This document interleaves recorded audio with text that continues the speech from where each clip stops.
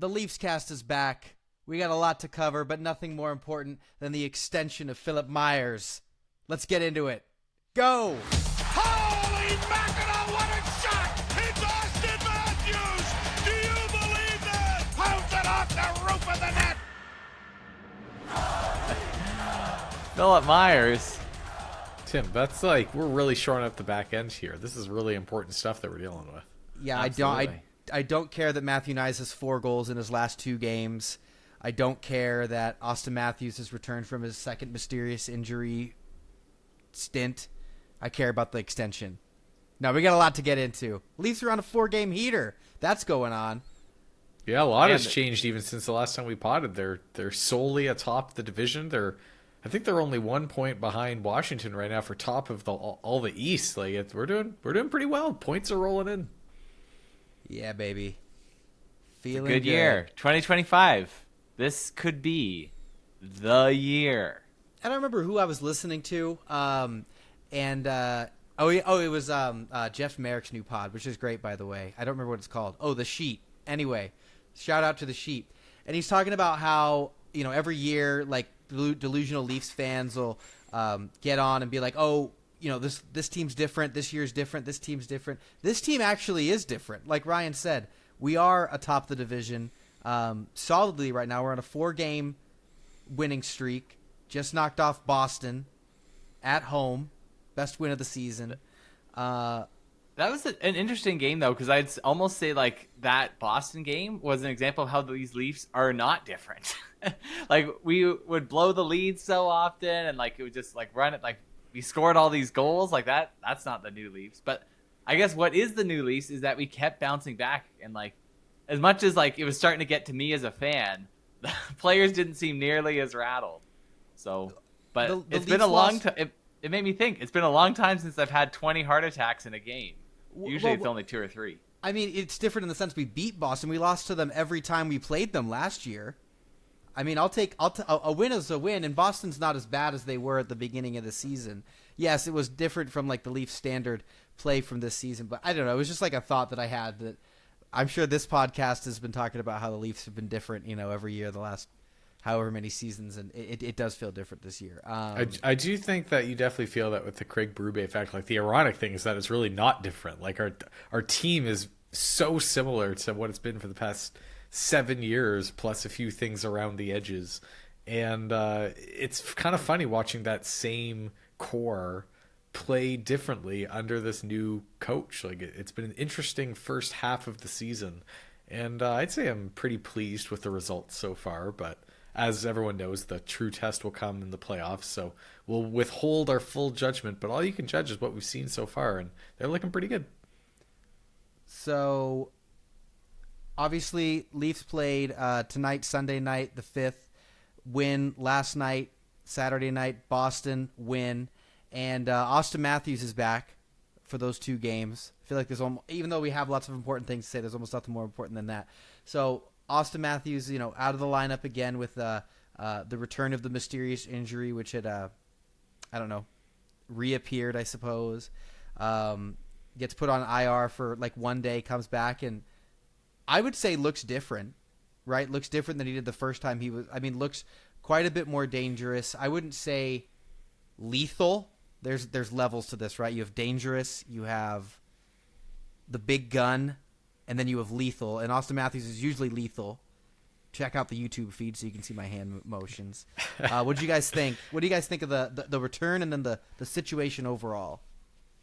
I would say, so one thing that was interesting that I think it was Elliot Friedman that said it, but basically noted that Matthews, like, when he wanted to come back this time, he made the point of saying, oh, he didn't, like, he wanted to come back, but only if he was, like, full strength and, like, wanted to stay in the lineup. Now, I don't know if this is just, like, him telling us what we wanted to hear, because it's so obvious that, like, the Leafs don't need, I say we don't need him right now. We don't need him to the playoffs. But I think the fact that whatever it was, this mysterious injury, that he re-aggravated before, they should be taking no chances with it. Which is why, like, I almost die when it's like, what? The Boston game is when he's coming back? Like, maybe Boston isn't quite as the big bad Bruins as they used to be, but still, it's like I was all set to say like he's gonna be done. And But that quote wasn't even the full story from like when we were talking about that Matthews, because yes, he did mention that he doesn't want to come back just for a few games and then be out again. Like if he's back, he wants to be back. But they asked him, like, is this injury behind you? And they basically said like no. Basically said like this is probably something that's going to be going on, and like it might just linger for the rest of the season.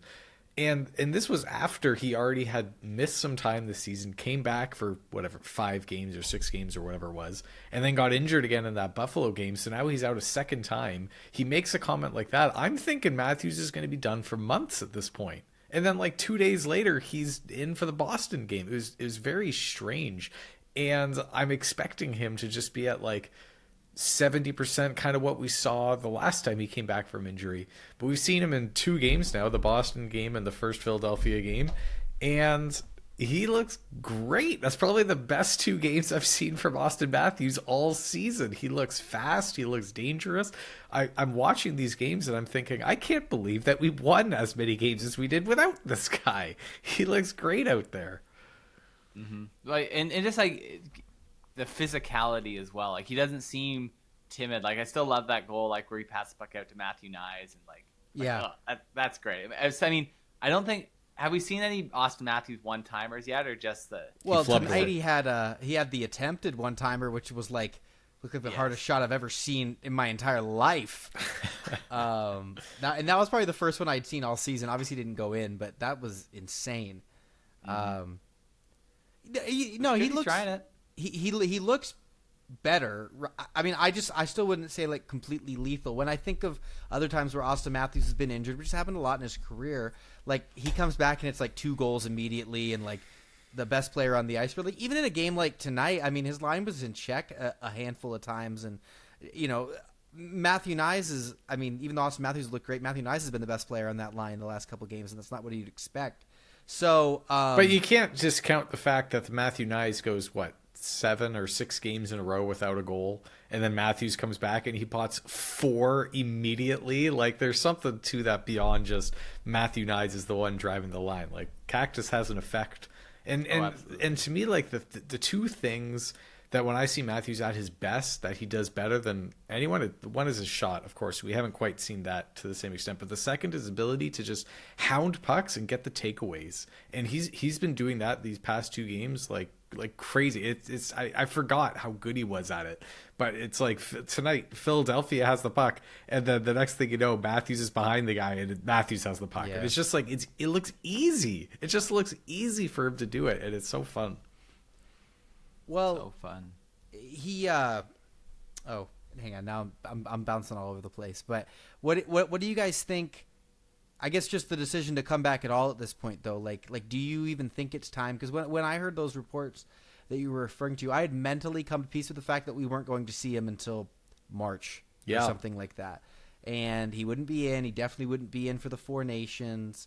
And he just, get himself ready because, I do not want him playing in that 4 Nations. He's probably going to play, and it's like, but that's where I'm leading. What's going on here? What are we doing? I know. Yeah, but I mean, like what? Like if he plays the next month and a half and he plays every single game, of course he's going to be at the 4 Nations. Like I know. I guess it just goes back to this frustration of whatever this mystery injury is, which is it's insane that in a city that has the coverage that Toronto has, nobody has spilled the beans on exactly what it is. Yeah. I mean, like, if the NHL is full of, we need to pull out that Grabenkin quote. Like, if players know that, like, Matthew's got his 4th rib on the left side is tender, they're going to be cross-checking him in that spot. Mm-hmm. It's just, that's the name of the game. Kill you, you kill me, it's just business. His 4th rib, you think these guys who most of them didn't even go to college know where someone's 4th rib is? Yeah, they need to know because they need to cross-check that rib. I didn't know that I didn't know that they were numbered. Like, is there a universally accepted system of which the 4th rib is? Are you saying like there might be like a metric versus imperial? Yes, I like that. Auston Matthews is still on the imperial rib crown. Clearly, you 2 aren't ready for the NHL yet. He is American. Okay, Auston Matthews, done. let's talk about though. So Auston Matthews out of the lineup. Leafs still look great without him. Big part of that this third line, who earlier on this pod, many episodes ago, I said that there would not be the winning combination for this third line was not currently on the Maple Leafs, and that they would have to look to an outside source to fill those roster spots. And boy, was I wrong, because Bobby McMahon, Max Domi, and Nicky Robb is, I don't know, the Leafs' best line every other night. I mean, it's been fun. Like, I remember I think the first night that we saw that third line, and you said, like, there's no way this third line's going to last till the next day. And then they go out and score all these goals, and you're just like, oh, I guess this line works. Like, it is funny going back and saying, like, us that have been Nicky Robb fans for, like, I feel like 10 years. Yes. And then it's like we have basically come to the point where we've given up on the kid. It's like, all right, it's done. Forget it. And then he comes and says, okay, I have to prove the Leafs cast wrong. He lost his most loyal fans. That was the tipping point. Well, I, for one, will be retiring from any takes on the third line, so I'll let Ryan and Tim take it over from here. Well, I was thinking about this third line in general, because maybe, I don't know, over the past 20 games, like the second half of what we've been playing so far, it's been different than the first 20 games. First 20 games was minimal depth scoring was like 0, right? It was only the core 4 that was potting in goals, and we were desperate for any offense from our third line. Domi was giving nothing. Robertson was giving nothing. Like, it was nothing down there. The fourth line was not, I couldn't even tell you anything the fourth line did that was positive. But our defense was so good, and we were winning games like 2-1 and like boring New York Islanders hockey. That was us for the first 20 games of the season. I feel like about 20 games ago, maybe less, maybe 10 or 15 games ago, it's almost been a switch, and we're looking a little more similar than we have in years past, where it's been a little bit more open. And instead of seeing 2-1 or even 3-2 games, it's more frequently 4-3 or 5-3 or 6-4. Right? Like, it just feels like we're giving up more now than we did at the beginning of the season, but we're also getting more. And I don't know if that's a direct correlation or just a coincidence that our D was hot and now they're less hot, and our depth scoring was not hot but now they are hot. Like, maybe it'll balance out, but I don't know if that's a correlation. Like, we've changed our method of playing, a little more open, a little more free, maybe specifically for that third line. But I've noticed the increase of scoring, but I wonder if that maybe has come at the expense of more goals against as well. That's a good point. I haven't noticed significantly the Leafs taking steps back on the defensive side. I mean, we've had, like, Stolarz has been in and out of the lineup. Like, I would say he was really strong at the beginning as well. But I think it could just be, I think there is an element of it regressing back to the mean of, this is like, the Leafs have so much offensive talent. It makes sense they're going to be higher scoring than what they were maybe at the start of the year. Mm-hmm. But what's crazy, I'm looking up the stats. Bobby McMahon has as many goals as Auston Matthews. 12, right? Like, he's played 7 more games, but that's significant. Yeah, if I remember correctly, the purpose of my man was to pick who's going to have a career year, and I've definitely hit the mark. Although Max Pacioretty's having a pretty great season as well. Man, it was a street fight in the game tonight too, and he's just right in the middle of everything. I know. Like, he's not doing himself any favors and staying healthy, with all these, like, in between the whistles, scrums, and oh my gosh, yeah, he knows his great. role and he embraces it. It's great. Yeah. Okay. You want to talk about Matthew Knies though? Let's talk about the situation here. Ryan, you wrote down Matthew Knies' extension. Well, it just feels like it's felt like this way since the puck has dropped in game 1, that every day that goes by, his stock is just going up.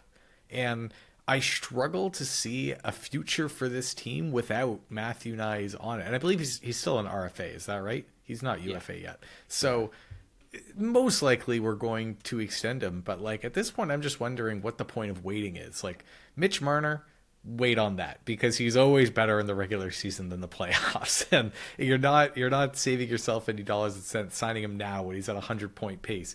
But Matthew Knies, I feel like for the past 2 years in a row, has been our best playoff guy, and he's probably going to be our best playoff guy again. I feel like you could probably just get it done now, and you're not going to be like, I don't think you're wasting any dollars and cents. You're not driving the dollar up anymore by waiting, or down anymore by waiting. Like, just get it done at this point, I think. Well, I think it's a two-way street, right? Like, I'm sure I don't know who Matthew Knies' agent is, but if we can see how clearly like Matthew Knies' stock is rising, I'm sure the agent can also see it rising, and he's just like, the ass just go up every day. So, I mean, if I'm Matthew Knies, I'm not necessarily signing early. Like, and I mean, like, part of it is like, it's the problem, right? How many players have we seen play with Matthews and Marner the whole year, and they have career years, and they get signed somewhere else for more money? And it's like, well, yeah, everyone. But Tim, we saw it with Zach Hyman. He played with Matthews and Marner. He looked great. He went on other lines and still looked great. He went to Edmonton and got 50 goals. So, like, it's not always just like they're playing with Matthews and Marner and that's the only reason they're good. You could see it with Matthew Knies. Did you see those 3 goals he scored against the Boston Bruins, Tim? Did you see him go behind his back and beat Swayman? The goalie we couldn't score anything on clean in an entire playoff series last year. And he just showed him the business. Yeah, I mean, that was the sickest 3 goals I've ever seen for a hat trick, I think, ever. Well, besides maybe that the 4 goals, Auston Matthews. Is that what you're gonna say? No, I was gonna say that Mitch Marner first next gen game or whatever, when I think he had like 4 goals as well, and they were also all sick. I don't know. I can't recall the last time that you saw 3 as pretty as that. I think it comes down to the dollar amount, though, right? Because like, do you look at Matthew Knies as someone who could at some point possibly drive his own line or something like that, as a winger? I mean, like, I know how dangerous he is right in front of the net, and a lot of the goals that he scored, even these last couple of games, I mean, Auston Matthews has been a big part of that, right? Like, getting him the puck in this, like, just absolutely prime real estate, and he bangs it home. I mean, besides the between the legs one, that one was all him. Give me a break. And I side with you, though, Rye. Well, actually, I don't remember where Tim came down on it, but I side with Ryan no matter what. That I think you got to get the deal done. As soon as possible. There's no way we're gonna trade him. There's no way we're gonna not qualify him. Like, we're going to extend him. So it's just, are you doing it now or are you doing it after the playoffs? And if you have to pay a little bit extra now to get it done because it's early, like you say, Tim, I bet it's still going to be less than the extra you're going to have to pay when he's our playoff MVP. Playoff MVP for a Stanley Cup winning team? Until he gets suplexed, yeah. Oh my goodness, I forgot about that. The worst. Could you imagine, though, if the Leafs bring back Marner, you already have Willie, you sign Matthew Knies to a big ticket. It's a lot of money committed to wingers. Maybe, I mean, you have to keep him, but it comes down to, like, what is Tavares' pay cut going to be next year? Because, like, the big UFAs, like Matthew Knies, obviously Mitch Marner, Nick Robertson, defenses. Never mind. We got Philip Myers locked up. That's good. We got him locked up. Thank God. Do you guys know where John Tavares is currently ranking in league goal scoring?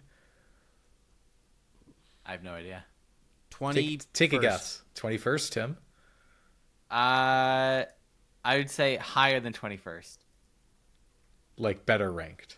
Yes, sir. I think Steven's underestimating John Tavares. He is ranked 11th in the whole league, almost top 10. I think Willie is like number 5 or something, and John Tavares is number 11. We have 2 of the top 50 goal scorers, and Auston Matthews is not one of them. And Tim's trying to get him to sign a pay cut. That's a good point. I don't know if this is happening. Guy makes $11 million. Well, does Matthew Knies even have more goals than Bobby McMahon at this point either? I mean, Bobby Mack, my man. He's at 14, and Bobby Mack's at 12. All right, but big night for Bobby Mack coming up this week. I can feel it.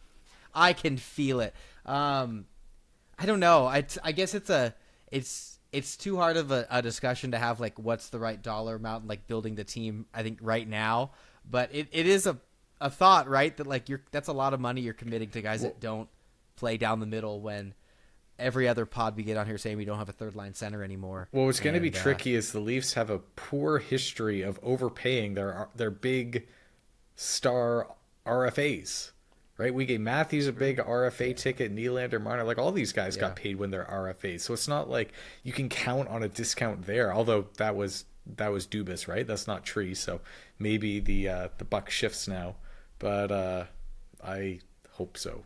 I can't imagine our team without him. He's just so good out there. Tim, you said it off air a couple pods ago, but he's like basically a part of our core. It's not the core 4 anymore, core 5 if you want to include Morgan Riley. It's the core 6, and Matthew Knies is there. He's that important to our team. Mm-hmm.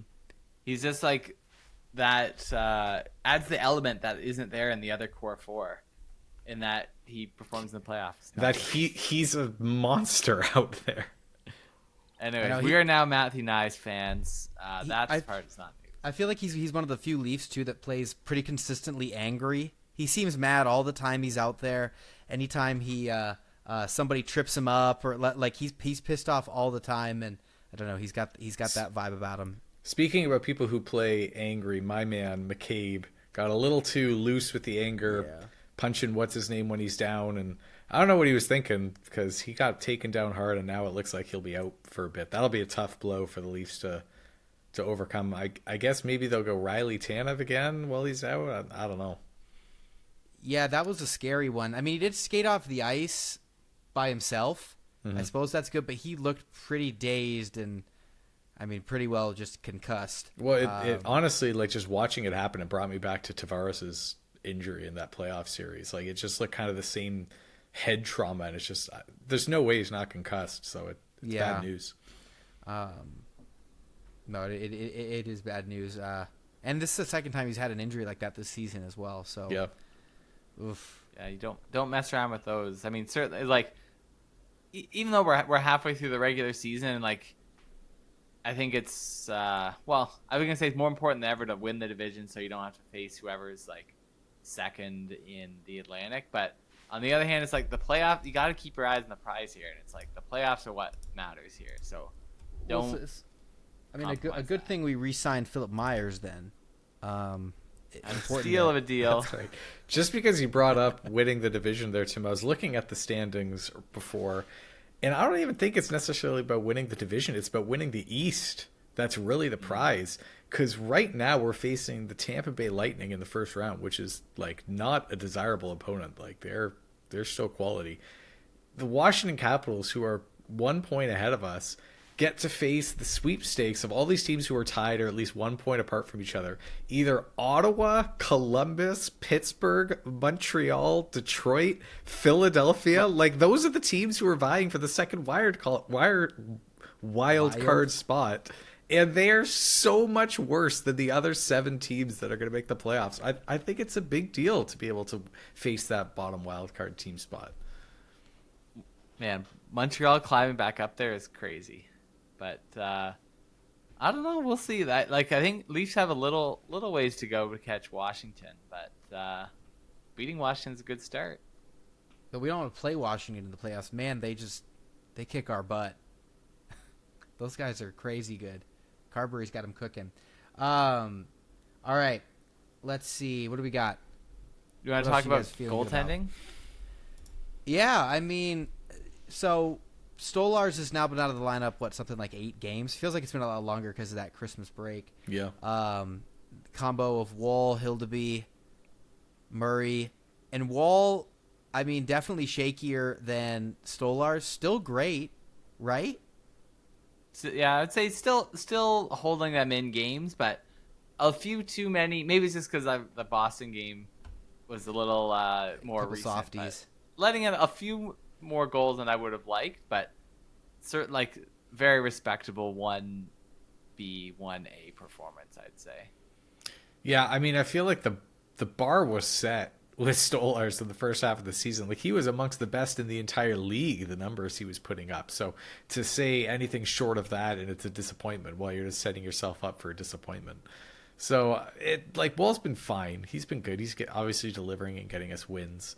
I don't think, right, like the first 20 games of the season, Wall was out and Stolarz was in, and he like won the starting position job. And since then, Stolarz has been out and Wall is in. I would not say Wall has won it back. Like I would still say when Stolarz comes back, he's taking back the 1A slot of our 1A 1B tandem. Not to say that Wall's been bad or anything, but he just hasn't seized the net like his counterpart did. Mm-hmm.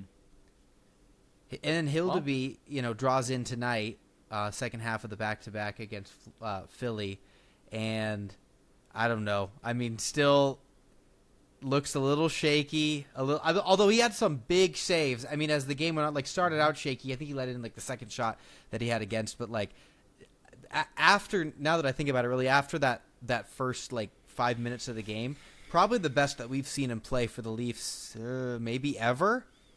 I mean, he hasn't played that many games. No, so. it's 4 or 5 games, but they've No, mostly been bad, right? They've mostly been pretty bad. So his AHL record has been better than his NHL record for sure. Yeah, he was fine. He was fine against Philadelphia. Third goalie is kind of a weird thing because most teams will only carry 2 goalies. So your third goalie needs to be bad enough that he won't get claimed on waivers when you send him down, but good enough that he could still be, win some games for the NHL. It's just a really weird position. I don't think there's anything quite like it in any other position. But he was fine. I think that he's still young in his career and he'll get better. So it's fine. Give him a few extra years. Well, and if they're good enough, Kyle Dubas will trade for them at the deadline. That's right. A 3rd-round pick for them. It's trade deadline is a couple months away, and it's in February, I think. No matter what position Kyle Dubas's team is in the standings, he trades for a goaltender, a third goalie. Where's Big Save Dave? Oh, March 7th. Yeah, but I thought Tim was going to hit us with where Big Save Dave is. That would have been impressive. I don't remember. I used to know. I don't remember. Okay.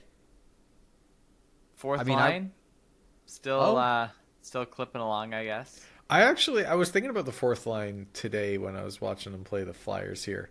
I think this is the best version of the fourth line that we've had out here, and part of that is just because the players who are on the fourth line are playing the best. We've seen David Kampf earlier this season just look like not even an NHL player.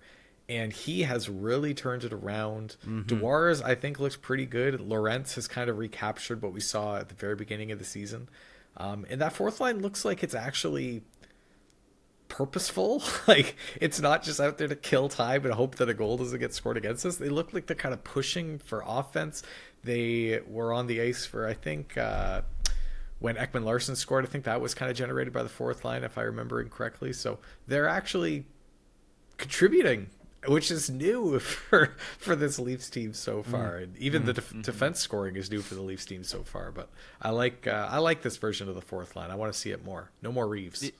Yeah, I mean, when I looked at the roster, the lines for today, I thought this could be for the forwards, this is the best the best lineup that we could have. And maybe it's just no, I don't love the hating on Ryan Reeves, but I do. He does seem like he just kind of anchors things down.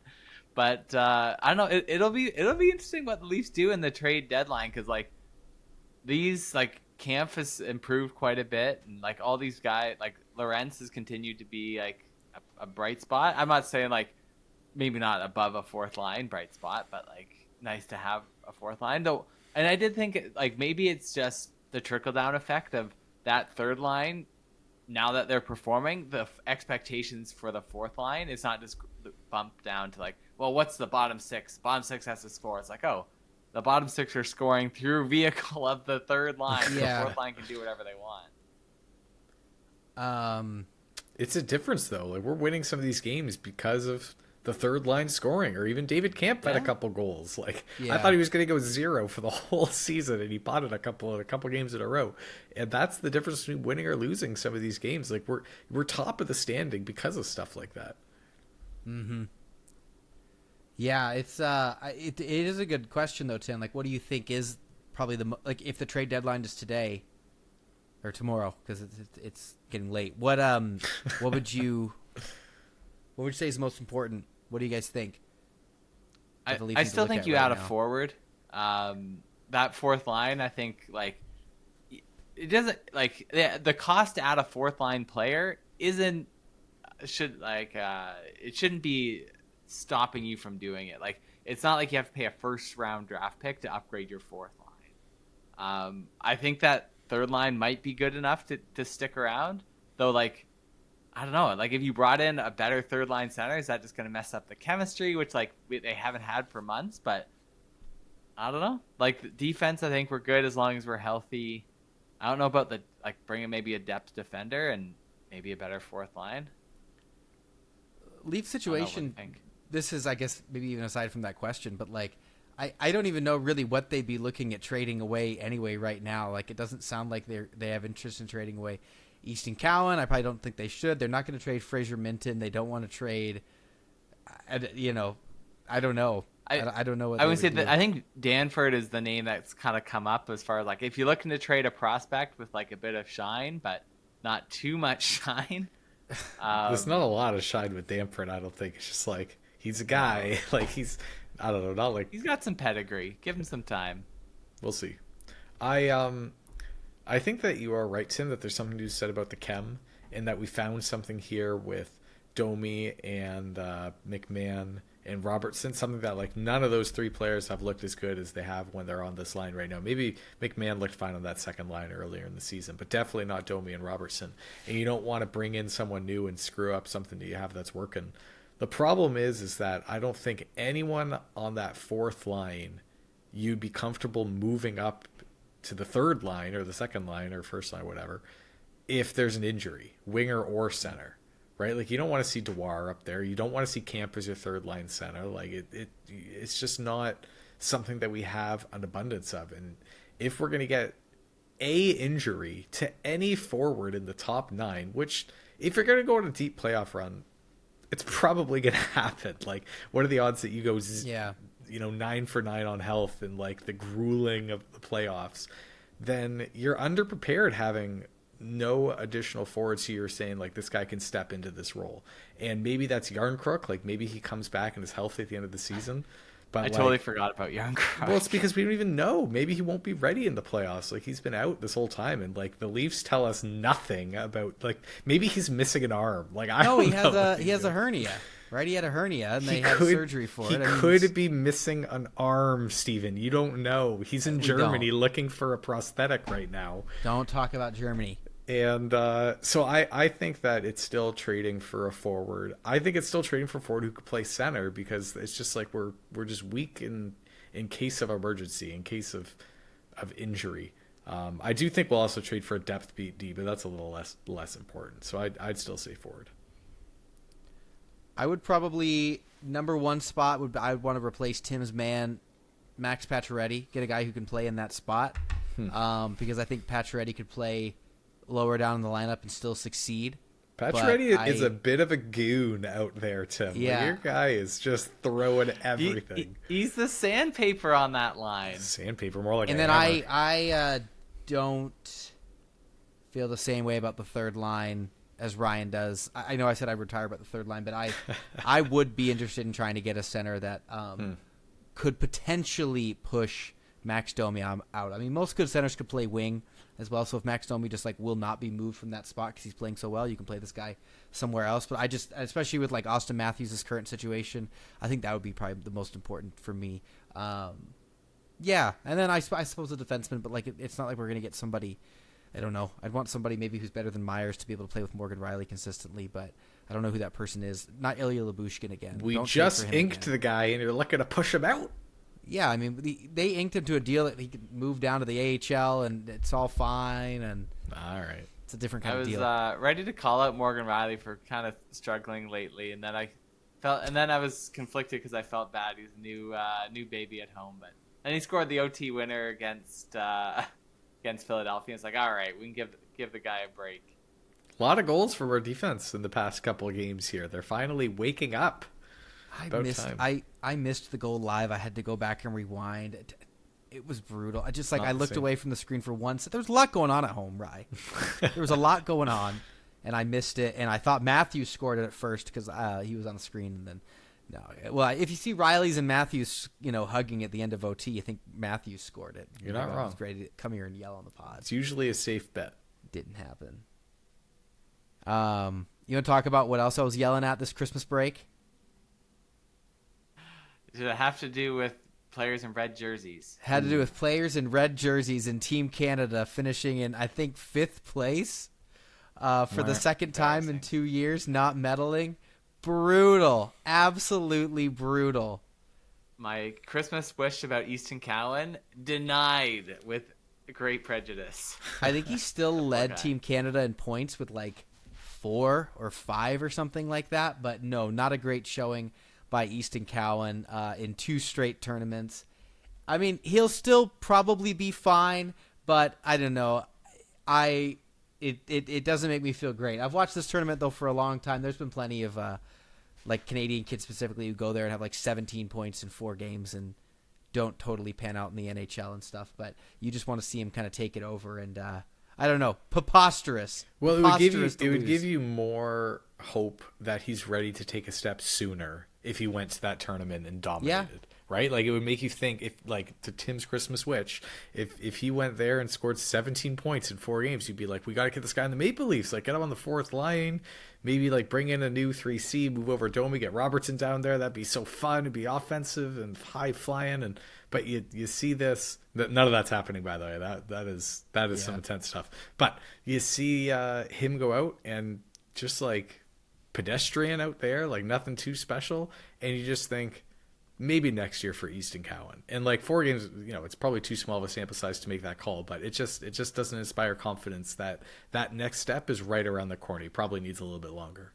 Well, I think we're actually scapegoating the coach and management more than the players for Team Canada.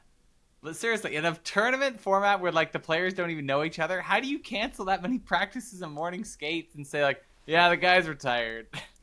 Well, and then the guys that did know each other, like Raycroft and Martone, play together, and they're like lighting up the OHL, and then they would just switch who's in the lineup between the two of them and not play them together. Like, I don't know what they were doing there, but I still, like, despite all those things of like, they weren't practicing, and like, if they're still, the guys on this team are so much better than the opposition. Like, minus maybe USA, but I'm saying like talent wise, right? Like, how many first round picks and like future first overall picks were on Team Canada, and they had 2 guys on Team Canada they're projecting to be first overall picks this year and next year, and they still can't get it done. Like, where Latvia is like 1 drafted player and they can beat Canada. Like, I there is no excuse. Yep. No excuse for me. Next year when I get on the pod and tell everybody to watch the tournament, don't listen to me. Speaking of which, hot off the presses as of Sunday night, USA wins gold in overtime. So they won the tournament. All right. 2 years in a row. Well, now they can't win the 4 nations. Come on, we got to beat those guys. Bench Auston Matthews. Please.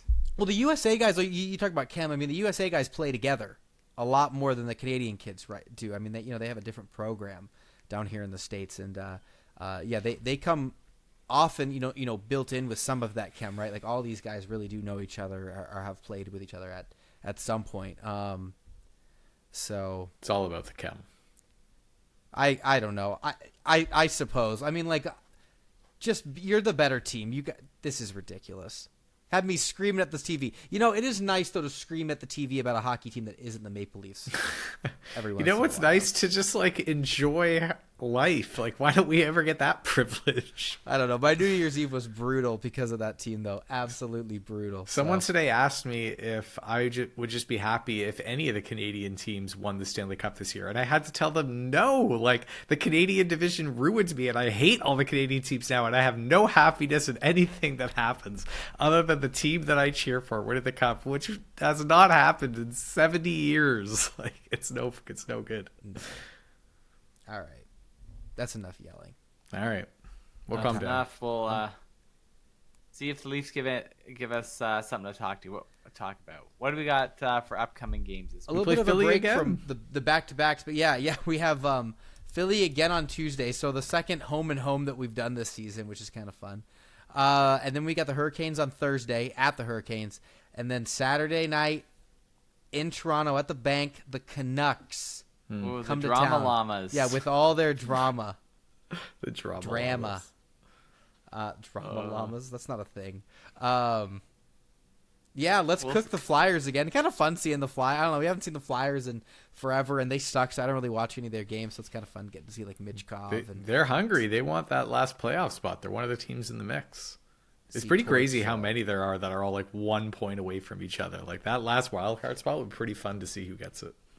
So what are you guys looking for this week in those games? I want to see Matthews continue to kind of keep take. I don't know about like take the next step, but like if he can move from like what did you say, big gun up to lethal, that'd be great. I would like to see a few more of those one-timers. Yeah, that's the scale. It's absolutely the scale. This is no. I'll be watching Auston Matthews, and then I'll continue to kind of keep an eye on the third line. But I'm pretty sold on them though at this point. So in anticipation of my man continuing to be injured with his concussion that he supposedly took against the Flyers there, I would like to see how defense handle. I want to see Morgan Riley step up. Benoit's been actually pretty good. I thought that he's really turned it around the last 5 or 10 games. I'd like to see him take probably another step here, and I presume he's probably going to be the one who moves into the top 4. So I'd like to see the defense kind of tighten up and really step up in McCabe's absence. I mean, well, truthfully, it's Auston Matthews for me, but that just I don't know. That's I guess first for everyone, right? Is Auston Matthews. I just want to see him score 80 goals and get back to leading the Rocket race. I don't know. I'm excited to see Matthew Knies, who's playing the best hockey that I can think of him playing, probably since joining the Leafs. I'm just excited to see if he can just, I don't know, keep obliterating everybody. It's just been fun. So I think it's him, and I'm cautiously watching this third line because I just don't want them to hurt me again. And I'm done commenting on them. So all right. That's it. I don't imagine that we're going to get any updates on like Stolars or anything anytime soon. And we just wish the best for Ryan's man, Jake McCabe, and hope he's all right. So I hope so. Hope so. All right. See you next week. Wrap it up. We gone.